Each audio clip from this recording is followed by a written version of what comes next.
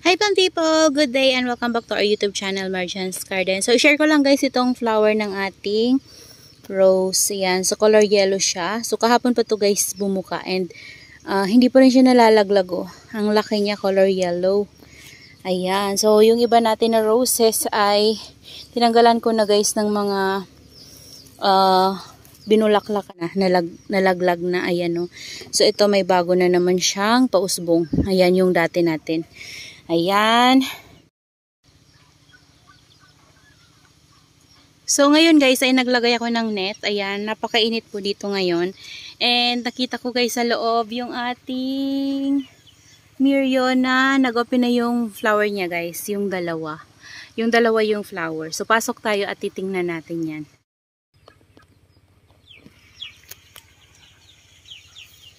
So, ayan guys.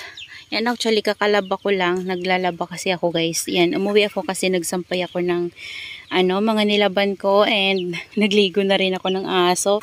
So, yan yung mga nag-flower na natin, guys. So, Astrophytum. So, na-pollinate ko na yan sila. So, dito, ayan, ito na, guys. Ayan, ito yung ating Mirio. Yung ganda, guys. Grabe, guys. Dito tayo sa medyo malilim. Ayan, ang ganda niya, grabe. So, dalawa yung binigay niyang flower sa atin. So, wow, grabe guys, nakakatuwa. Yan o. Ang ganda, talagang yung flower niya guys ay doble. Ayan o, doble siya. Single yung petals ng kanyang flower guys, double siya. Ayan siya o. Ayan, so sana mapollinate ko to guys. Yan, mamaya, pag malapit na siyang mag-close, ipopollinate ko na yan guys. Pero siguro, yung isa pala nito guys, nag-open na siya kahapon pero hindi ko nakita. Ayan, ito ata yung isang to. Ayan, so ito, bago lang siya. Pero para hindi natin mapalagpas yung flower niya na maipollinate, ipopollinate ko na yan guys. Ayan o. Excited ako guys na mapa-seeds and mabuhay natin sa seeds yung niya. Yung baby. Ayan. So, gusto ko siyang maparami from seeds. So, ang ganda niya talaga. Grabe, oh. Super ganda. Nakaka-amaze po talaga yung ganda niya. Double po siya. Ayan. Dito natin ilagay.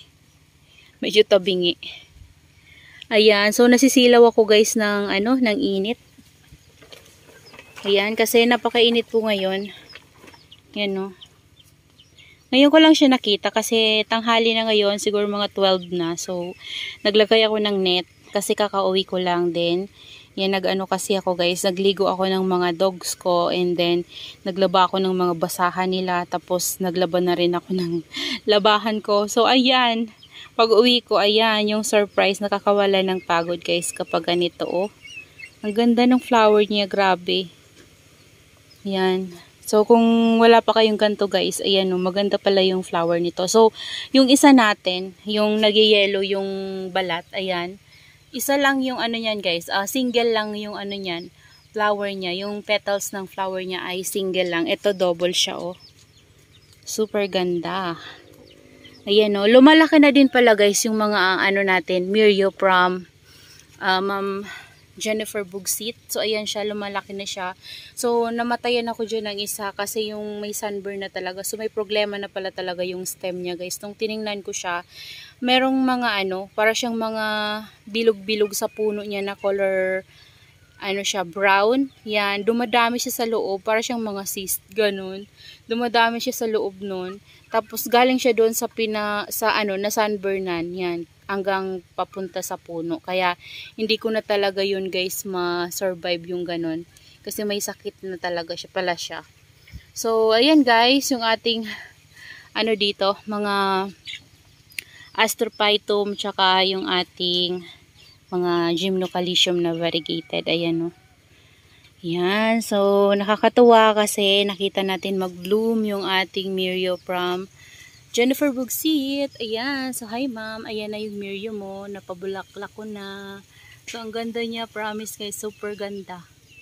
Ayan. Dalawa po yung binigay niya na flower. So, sana soon, itong ating mga baby na dito, mga Mirio ay mag-flower din siya ng double, no? Nakakatuwa siguro guys kapag ganon.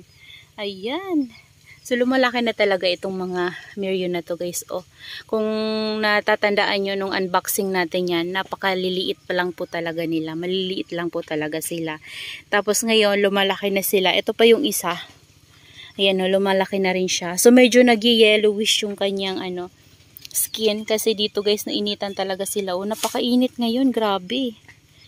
Ayan. So, yung aking pala guys, yung aking melon na color orange. Ayan o.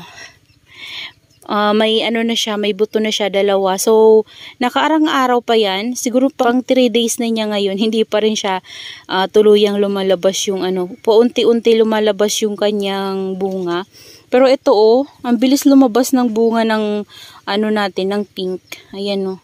Kapag ganyan kasi guys, kinukuha ko na. Pero kapag ganyang nakabaon pa, hindi ko pa yan siya kinukuha. Kasi baka yung seeds niya ay yung hindi pa siya hinog, hindi pa tigas yung seeds. So, baka hindi natin siya mabuhay, 'di ba? So, ayan. Antayin kung lumabas siya para maitanim natin siya dun sa lagayan natin. Yan.